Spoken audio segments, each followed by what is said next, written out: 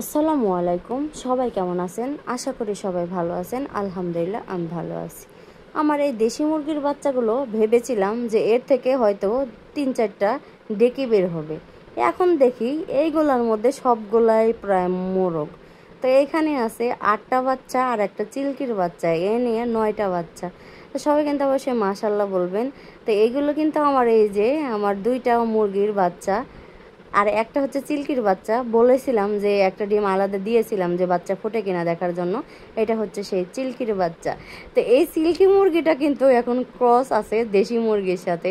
মানে ওর যে কী অবস্থা হবে, আমরা এটা নিয়ে খুব এক্সাইটেড যে এটা কবে বড় হবে। আল্লাহ যদি ওকে সুস্থ রাখে তো দেখা যাবে কত বড় হয় আর ও দেখতে কেমন হয়। আর মুরগিটা এত পরিমাণ চঞ্চল, ওকে যে খাঁচার মধ্যে রাখা হয় ও শুধু খাঁচার মধ্যে তড়িঘড়ি করে যে কীভাবে ও বের হবে। দেখেন ও খুব খাইতেও পারে। তো আমার বাসায় যে বড় সিল্কিটা আছে ওইটাও কিন্তু প্রচুর খাবার খায়। আর এই যে ওর আঙ্গুল দেখে বুঝতে পারছি যে ও চিল্কি হবে, কিন্তু হয়তো বা একটু ক্রস হবে। এই যে ওর এক পায়ের আঙ্গুলের মধ্যে কিন্তু 2 আঙ্গুল। দেখেন ওর পায়ে কিন্তু সুন্দর পশমও বের হয়ে গেছে। তো সিল্কি মুরগির যেহেতু পায়ের মধ্যে লম্বা পশম হয়, তো এটারও কিন্তু তাই হয়েছে। তো ওর মুখ দেখলে, ওর মাথা দেখলে, গঠন প্রণালী দেখলে মনে হয় যে ওর মাশাআল্লাহ সুন্দর ঝুঁটি হবে। তো দেখা যাক ও কেমন হয় দেখতে। আপনারাও অপেক্ষায় থাকেন, আমিও কিন্তু অপেক্ষায় আছি। তো মাশাআল্লাহ বাচ্চাগুলো এখন সুন্দর আছে। আর ওদেরকে যেহেতু ঠিক মতো করে খাবার দিচ্ছি, ওদের খুব যত্ন নিচ্ছি।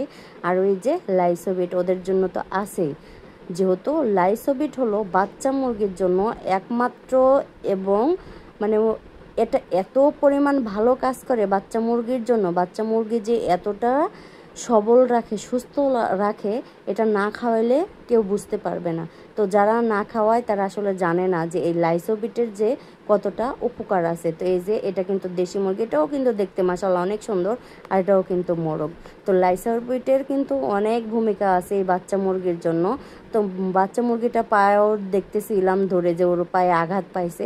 হয়তো বা এখানে গুনার মধ্যে যেটা লাগানো হয়েছে হয়তো বা যে কোনোভাবে ওর পায়ে আঘাত পাইছে। তো একদম হালকাই, বেশি না। তো এই যে ওকে হাতে নিয়ে দেখতেছিলাম, মাশাআল্লাহ সুন্দরী। তো আমার আশা ছিল যে ডেকি মুরগি বের হবে, ভালো হবে। যেহেতু আমি ডিম বসাবো, তো সবগুলোই প্রায় মোরগ হয়ে গেল।